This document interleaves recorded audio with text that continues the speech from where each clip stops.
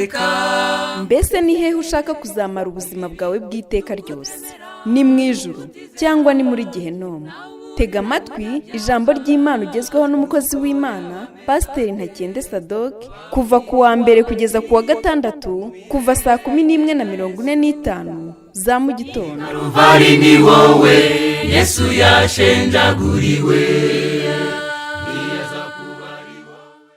Mwaramutseho nanone nshuti bakunzi, tugarutse muri wa mwanya mwiza, umwanya wo kwigamo ubwenge. Tugiye kwiga ku ngingo igira iti kumenya kwigenzura, cyangwa se mu yandi magambo gutegeka umutima wanjye, cyangwa se kugenzura amarangamutima yanjye. Icyanditswe cyacu turafata mu mutwe uyu munsi wa none ni Imigani igice cya 16 umurongo waho wa 32. Bibiliya irambwira ngo utihutira kurakara aruta intwari, kandi utegeka umutima we aruta utsinda umudugudu.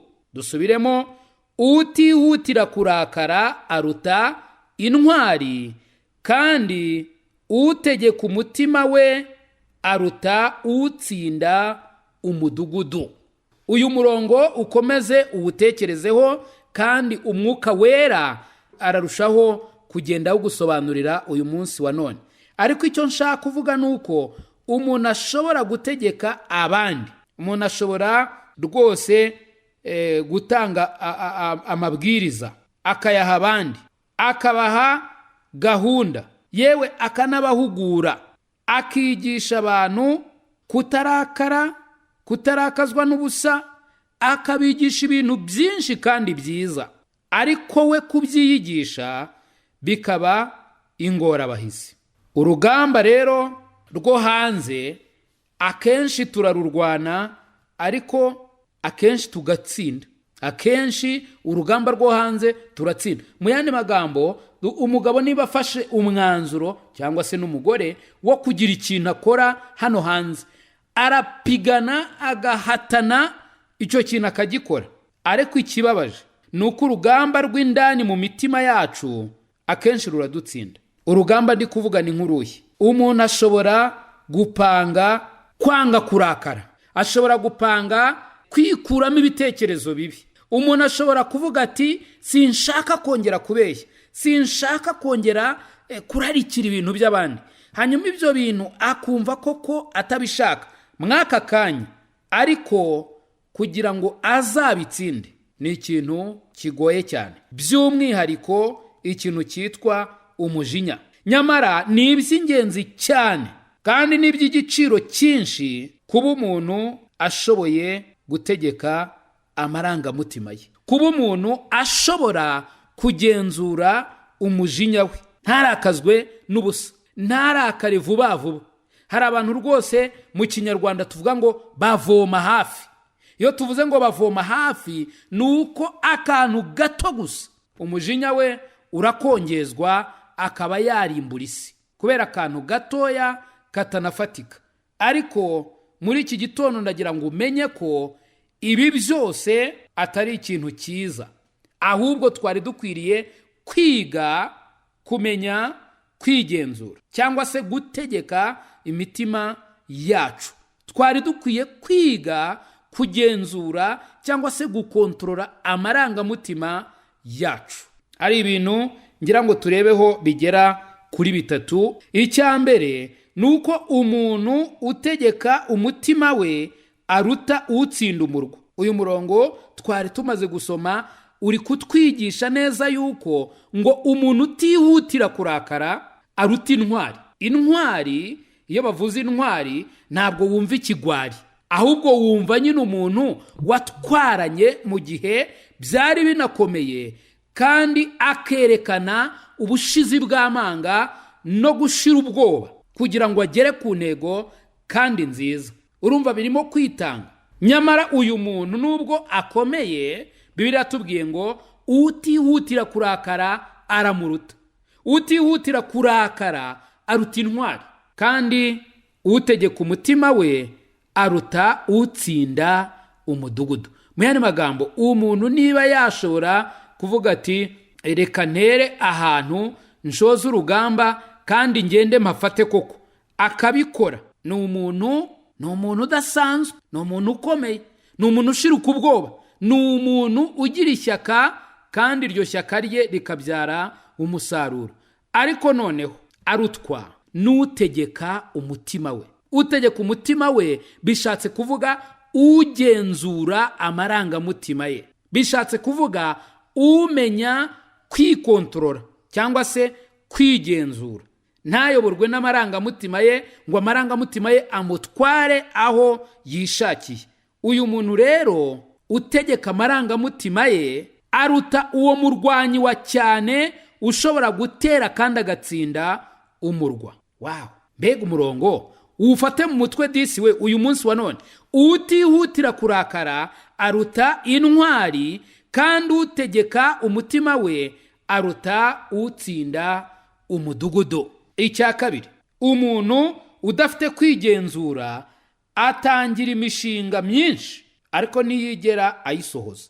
Niba unteze amatwi ukaba urimo kumva ano magambo, ndagira ngo urambure Bibiliya yawe mu Migani igice cya 25 umurongo waho wa 28. Niba ubishoboye harambure. Ariko ndagira ngo nkubwire uku kuri yuko umuntu utazi kwigenzura, udashobora kugenzura amarangamutima ye, udashobora kugenzura umutima we ngo ashobore kwikontorora, atangira imishinga myinshi ariko ntashobora kwigera ayisohoza. Imigani 25 umurongo wa 8 w'iki gice uravuga ngo ntukihutire kuburanya mugenzi wawe, yagutsinda wakorwa n'isoni, hanyuma ukabura uko ugira.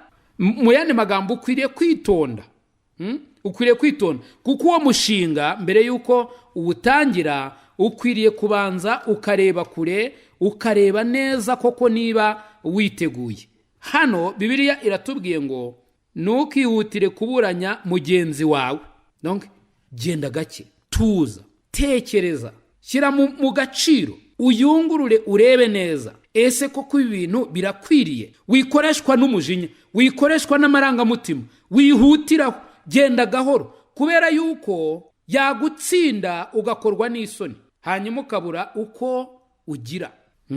Kubera iki? Umuntu utigenzura atangira imishinga myinshi ariko niyigira cyangwa se ntashobora kwigera agira uwo asohoza. Hanyuma icya gatatu ari nacyo dusorezaho turagisanga muri uyu murongo wa 28 w'iki gice. Bibiliya iratubwira yuko umuntu udafite kwigenzura adashobora guhagarara ngo yiburanire nk'uko umujyi udafite inkike umera. Bibiliya iratubwira muri uyu murongo wa 28 nk'uko twari tuwusomye mu kanya ngo umuntu utitangira, cyangwa se mu yandi magambo umuntu utigenzura, umuntu udakontorora amarangamutima ye ameze nk'umudugudu usenyutse utagira inkike. Kera imijyi myinshi ikomeye yabaga ifite urukuta ruyizengurutse. Abatuye mu mijyi akenshi usanga bafite ibyo bita ibipangu. Ibipangu ni ukuvuga inzu y'umuntu n'akabanza ke kari gasigaye, akazengurutsa igikuta, ndetse no ku muryango hazajya asohokera akashyira icyugi kinini, icyo twita ngo ni porotayi. Icyo gihe aba arimo gushaka umutekano, aba arimo gushakisha ukuntu yakwirinda. Kandi ibyo bintu ni byiza, yewe bifite icyo binashushanya, kuko Bibiliya iratubwiye ngo umuntu utitangira mu mutima ameze nk'umudugudu usenyutse utagira inkike. Mu yandi magambo, rebera mu iyi shusho, ubaye ufite inzu yawe kandi ukaba utagira urugo, mbese iri ahantu nta kantu kazitiye inyuma, nta kazitiye imbere, nta kazitiye iruhande, nta kazitiye ahantu aho ariho hose. Mu yandi magambo, cyangwa se mu Kinyarwanda nk'uko babivuga, nta gikari ufite. Mu gikari ubundi ni ahantu hibanga, ntaho ugira. Icyo gihe ihene iturutse ruguru yaza ikarya ibijumba, inkoko iturutse hepfo yaza ikinjira mu nzu igakora ibyo ikora, buri kintu cyose gishatse cyaza kikagera aho gishaka kandi kikangiza. Ndetse n'abantu, urebeye ruguru, urebeye epfo, urebeye hirya, bose baba bareba indani. Bityo rero bishobora kuborohera kuza bakagera mu nzu iwawe. N'umuntu rero utigenzura nawe ameze gutyo, ameze atyo, arasenyutse, nta banga, nta bwihisho, nta kintu namba agira cyo kwirinda. Mu yandi magambo, ameze nk'umudugudu usenyutse utagira inkike.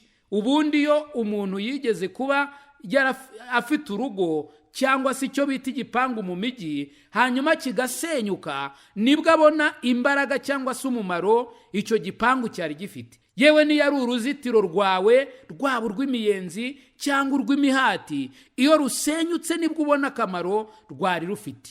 N'uyu muntu utagira kwirinda, utagira kwitangira, mu mutima we niko ameze nk'umudugudu usenyutse, ameze nk'urugo rwaguye hasi, abantu binyuriraho aho bashaka, igihe bashakiye n'uko bashaka.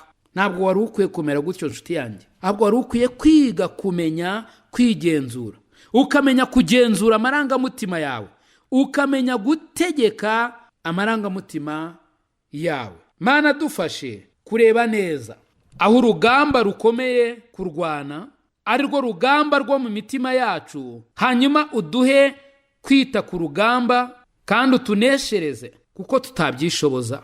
Utuneshereze umujinya indani mu mitima yacu, utuneshereze kuticisha bugufi indani mu mitima yacu, maze Mana numara kutuneshereza uduhe imbaraga zo kugira ngo tugendere muri iyo ntsinzi, tugendere mu kwicisha bugufi, tugendere mu kutarakazwa n'ubusa. Hanyuma nizera ntashidikanya ko aribwo tuzagira umumaro, ko aribwo tuzakora iby'ubwenge, ko aribwo tuzagendera mu bushake bwawe. I Calvary ni wowe Yesu yashenjaguriwe. Nshuti mukundwa, mbese aho izina ryawe ryanditswe mu gitabo cy'ubugingo?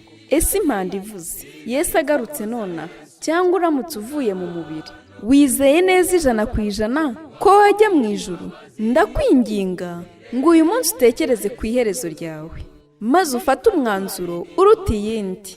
Imana iragukunda kandi Yesu aragutegereje. Ngwino, tebuka aguha agakiza, akuruhura umutwaro w'ubwoba, aguha amahoro, umunezero n'ibyiringiro byuzuye byo mu mutima. Ukeneye ubundi bufasha, waduhamagara kuri izi nimero: 0783 00 16 46. Imana iguha umugisha. Kuba ari wowe munyabyaha gusa uhari, ntibyari kubuza Yesu kuza hano kugupfira, ntiwaburira imbabazi kubire.